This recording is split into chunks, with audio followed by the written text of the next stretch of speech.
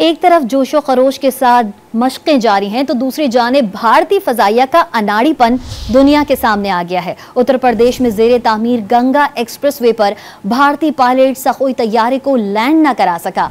भारतीय फ़ज़ाइया की पाकिस्तानी फ़ज़ाइया के नक्शे कदम पर चलने की कोशिश बुरी तरह नाकाम हो गई है।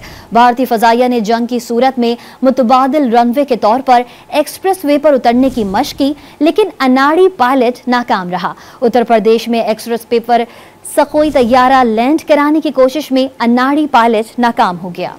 एक तरफ जोशो खरोश के साथ मशक़ें जारी हैं तो दूसरी जानिब भारतीय फ़ज़ाइया का अनाड़ीपन दुनिया के सामने आ गया है। उत्तर प्रदेश में ज़ेरे तामीर गंगा एक्सप्रेसवे पर भारतीय पायलट सखोई तैयारे को लैंड न करा सका।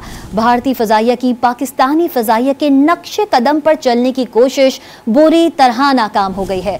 भारतीय फ़ज़ाइया ने जंग की सूरत में मुतबादिल रनवे के तौर पर एक्सप्रेसवे पर उतरने की मशक़ की, लेकिन अनाड़ी पायलट नाकाम रहा। उत्तर प्रदेश में एक्सप्रेसवे पर सखोई तैयारा लैंड कराने की कोशिश में अनाड़ी पायलट नाकाम हो गया।